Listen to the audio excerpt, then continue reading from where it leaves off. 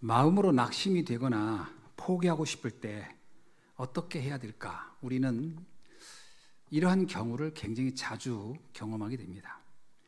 이때 우리가 꼭 기억할 게 있어요. 사람은 존중하지만 사람의 말은 걸러서 들어야 합니다. 왜냐하면 사람들은 거의 자기 입장에서 말을 하기 때문이죠. 사람들은 자신이 체험한 것, 그리고 본 것, 들은 것 가지고 말을 합니다.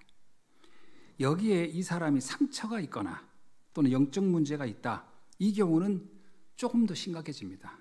그 말이 붙여지거나 또는 빼거나 심지어는 이것을 왜곡하거나. 그래서 사람의 말을 듣고서는 우리는 나를 살릴 수도 없고 가정을 살릴 수도 없고 그 다음에 교회도 살릴 수가 없습니다. 살리지 못하는 정도가 아니고 도리어 사람의 말을 통해서 많은 상처를 받거나 또는 대부분이 많은 실망과 낙심과 무너지는 경우도 있습니다.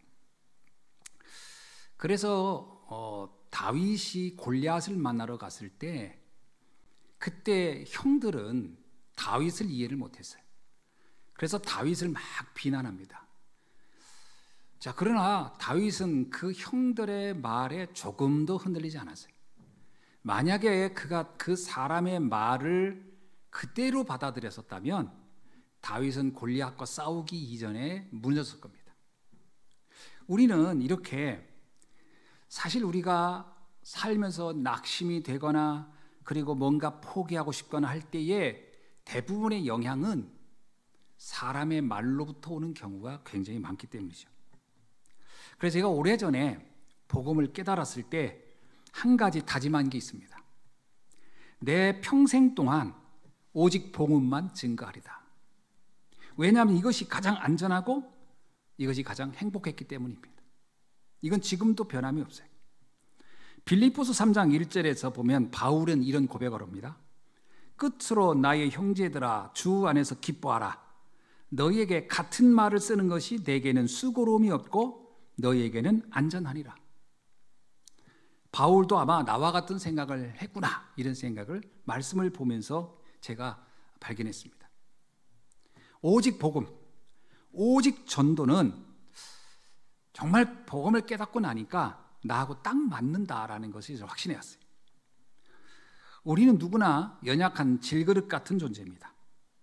그래서 다른 것으로는 나를 지킬 수도 없고 나를 살릴 수도 없습니다. 사도행전 4장 12절에서 베드로가 이렇게 고백을 하죠. 다른 이로서는 구원을 받을 수 없나니 천하 사람 중에 구원을 받을 만한 다른 이름을 우리에게 주신 일이 없음이니라. 이게 무슨 얘기일까요? 예수 그리스도 통해서 구원 얻는다, 이 말도 되지만 베드로의 말 내면 깊은 곳에 이런 것이 있습니다. 다른 어떤 것으로도 나를 살리지 못했다. 내가 지키지도 못했고 나를 힘으로 나를 지탱해 주지도 못했다. 그러나 내가 그리스도를 알고 나서 나는 알았다. 천하의 그 어떤 이름 중에도 이런 이름은 없구나, 이런 비밀은 없구나. 오직 나를 지키고 살리고 나를 나되게 하는 것은 복음밖에 없다, 이런 고백이기도 하죠. 그래서 내 안에 무슨 망대를 심느냐가 가장 중요합니다. 오늘 본문의 제목이 심은 대로 거두리라 라는 제목을 제가 오늘 잡았습니다. 그래서 오늘 우리는 무엇을 심느냐에 따라서 우리가 거두는 게 다르겠죠. 우리는 반드시 세 가지를 심어야 합니다. 첫 번째입니다. 우리는 오직 복음이라는 망대를 심어야 합니다.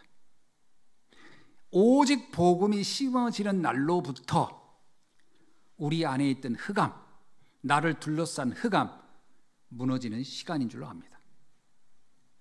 그래서 오늘 8절에도 말합니다. 육체를 따라 심은 자는 썩은 것을 거두고 성령을 따라 심은 자는 영생을 얻으리라. 육체의 것이 보기 좋습니다. 또 굉장히 유혹적이죠.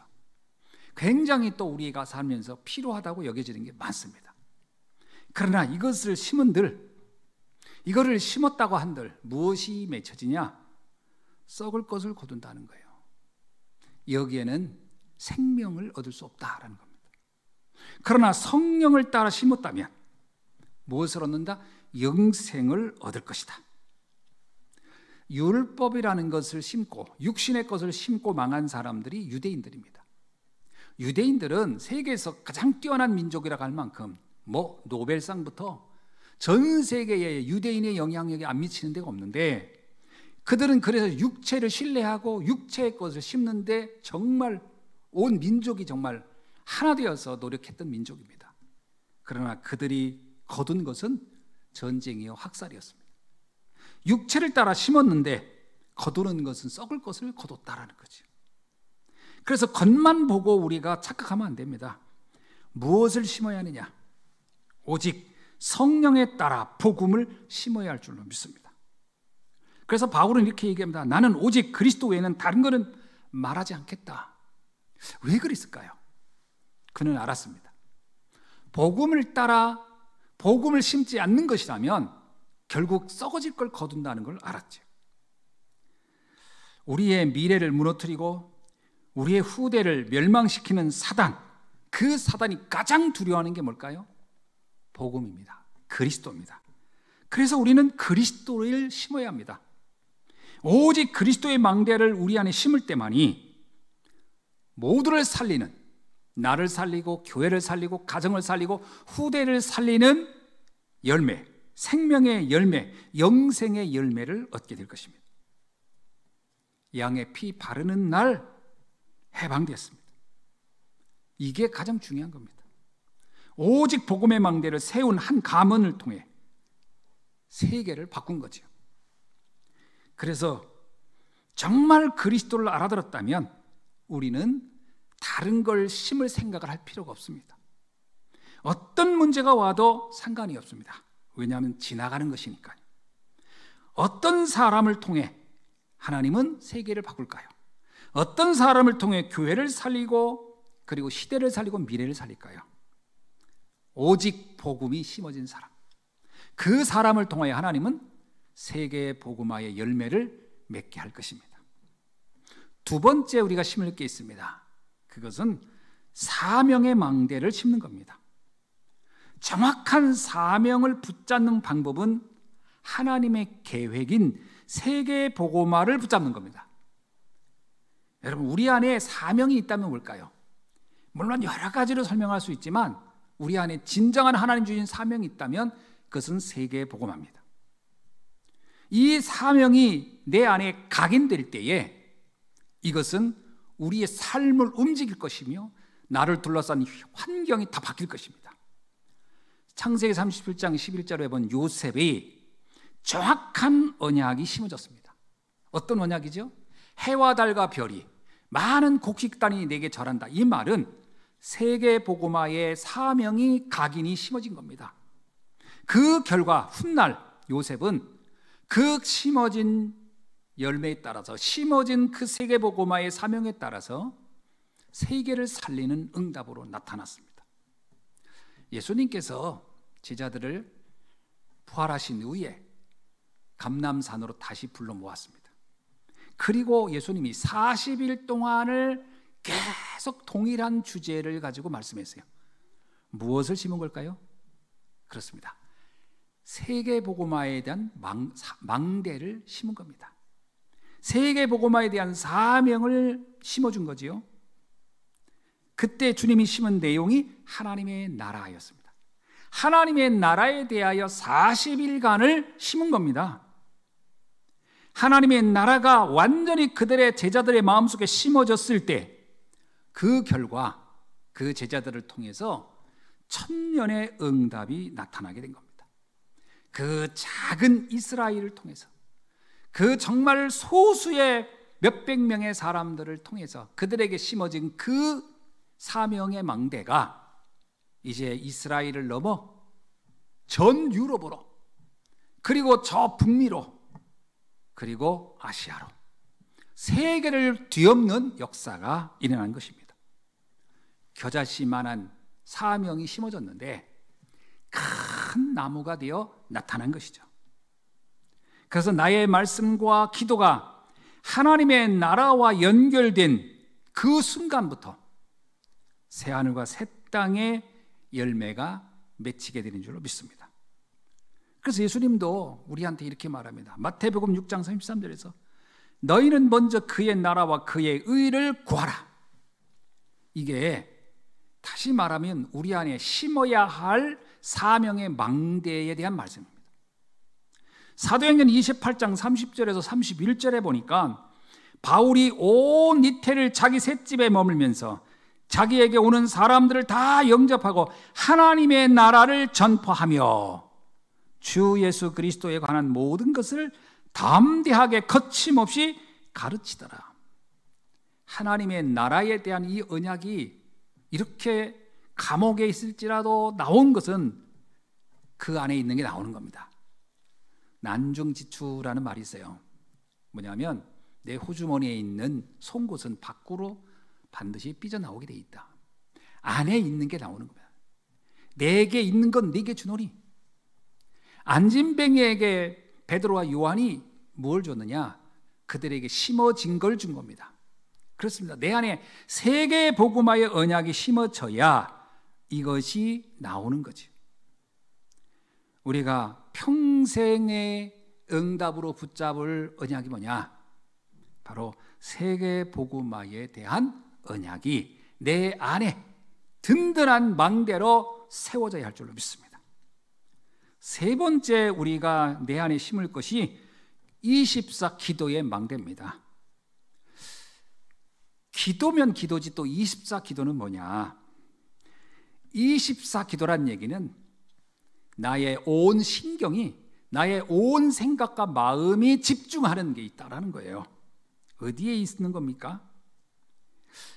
한나가 심었던 나실인의 언약이 사무엘에게 들어갈 때 한나가 기도가 바뀐 거예요.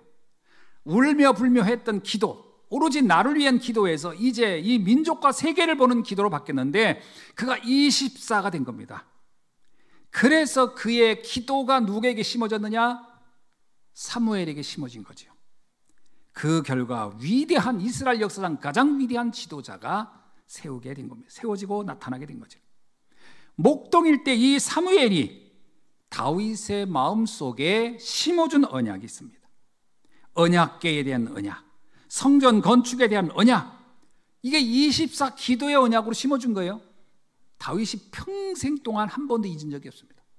성전 건축에 대한 언약, 언약궤에 대한 그 한이 24 되었던 거죠. 이 한 가지 언약이 그 마음을 붙잡고 있는 동안 다윗의 수만 가지 삶 중에 뭐 많은 실수도 있고 뭐도 있었지만 하나님은 오로지 그의 24 되었던 그 언약을 보면서 다윗이 하는 모든 곳에 하나님은 축복으로 역사해 주셨습니다.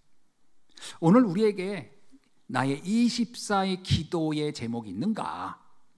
나는 지금 어떤 언약을 붙잡고 24하고 있는가? 우리는 점검해 봐야 됩니다. 지금 계속해서 전도자를 통해서 우리 강단에서 나온 메시지가 있습니다. 셋들 있는 교회를 세우자. 이게 나의 24 기도가 되어야 합니다. 우리 성도님들 모두가 여기에 24 기도가 되어야 합니다. 그렇다면 이 기도는 놀라운 역사로 열매를 맺어갈 겁니다. 홀로 24의 기도 속에 있었던 사람, 이 사람은 낙심하지 않습니다. 어떤 환경이 와도 어떤 어려움이 와도 24 기도가 있는 사람은 다릅니다. 왜냐하면 이 기도는 반드시 응답되기 때문입니다.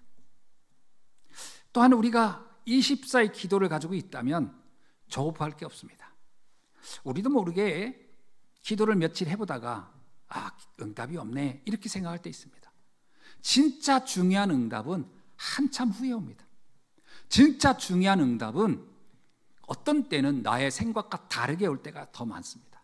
진짜 응답은 전혀 다른 모습으로 나타날 때가 있습니다. 심지어는 무응답으로도 하나님은 역사하십니다. 그래서 내가 정말 24의 기도가 됐다고 한다면 그 열매에 대하여 조급할 필요 없습니다. 때가 되면 나 여호와가 속히 이루리라. 시간표는 내가 가지고 있는 게 아닙니다. 하나님이 가지고 있습니다. 우리는 시계를 가지고 있을 뿐이지 시간은 하나님의 손에 있는 겁니다. 그래서 오늘 9절에 이런 말씀이 있습니다. 낙심하지 말고 포기하지 않으면 반드시 때가 되면 이루리라. 그렇습니다. 낙심할 것도 없고 포기라고 하는 것도 이거는 불신앙입니다. 때가 되면 나 여호와가 반드시 이루리라. 이 확신을 가지고 24 기도, 셋들의 기도, 지금 당장 우리 눈에 셋들이 어떻게 펼쳐지고 있느냐 물으신다면 뭐 말할 사람이 없을 겁니다. 그러나 이게 나에게 24가 되어졌다면 그건 다른 얘기가 됩니다. 자, 말씀을 맺습니다. 결론적으로 한번 우리 세 가지를 한번 점검해 봅시다. 내 안에 잘못 심어진 것이 뭔가, 잘못 심어진 것이 뭔지를 한번 봐야 돼요. 왜냐하면 먼저 심어진 것이 올바르게 심어지면 좋은데 잘못 심어지면 이걸 빼내는 일이 보통 일이 아닙니다. 그래서 나의 굳은 땅을 기경하라 이런 말이 있듯이 틀린 축복관, 틀린 기도관, 틀린 예배관, 틀린 교회관, 틀린 사명관 있을 수 있습니다. 예수님이 복음을 전하기 시작하면서 제일 먼저 한 게 뭐죠? 팔복 이야기를 했습니다. 틀린 복. 기도에 대한 얘기를 했습니다. 틀린 기도. 예배에 대한 얘기했습니다. 틀린 예배. 성전에 가서 틀린 교회의 문제 지적했습니다. 알아야 됩니다. 무엇이 잘못됐는지. 우리는 우리 자신을 한번 점검할 필요가 있어요. 그렇다면 두 번째입니다. 내 안에 복음이 어떻게 심어졌는지, 내 안에 복음이 정말 어떤 모습으로 심어졌는지 점검할 필요가 있습니다. 나는 무엇 때문에 기쁘고 무엇 때문에 괴로운지, 난 무엇 때문에 행복하고 무엇 때문에 괴로운지, 고통스러운지, 그리스도로 충분한지, 그리스도로 나는 모든 것인지, 그리스도로 완전한지 질문해 보셔야 됩니다. 하박국서가 아무것도 내게 물리적인 세상적인 어떤 조건들은 하나도 갖춰져 있지 않다 할지라도 구원의 하나님으로 나는 기쁘고 또한 기쁘다고 할 것처럼 내가 받은 이 구원의 그 가치를 제대로 이해하고 이것이 내 안에 진정한 행복으로, 진정한 감사로, 기쁨으로 뿌리를 내리고 있는지, 심어져 있는지를 점검할 필요가 있겠죠. 그러면서 오늘 우리는 세 가지를 다시 한번 상기해 봅시다. 나는 오직 복음인가? 나는 오직 사명인가? 세계복음에 대한 사명이 있는가? 그리고 나는 셋들에 대한 24 기도가 있는가? 그게 시작된다면 우리의 인생은 놀라운 역사를 이루어갈 줄로 믿습니다. 우리 예수 함께 모든 성도님마다 올바른 언약이 심어지며 올바른 응답이 나타나는 날이 되기를 주의 이름으로 축원합니다. 기도하겠습니다. 지금은 우리 주 예수 그리스도의 은혜와 하나님 아버지의 극진하신 사랑과 성령님의 내주인의 역사하심이 내 안에 온전한 복음이 심어지고 세계복음에 대한 사명이 심어지고 셋들에 대한 24 기도가 세워지므로 하나님이 허락하신 전무후무한 응답, 시공간 초월의 응답, 영원한 응답의 모델로 응답받을 수 있도록 지금부터 영원히 함께 계실지어다. 아멘.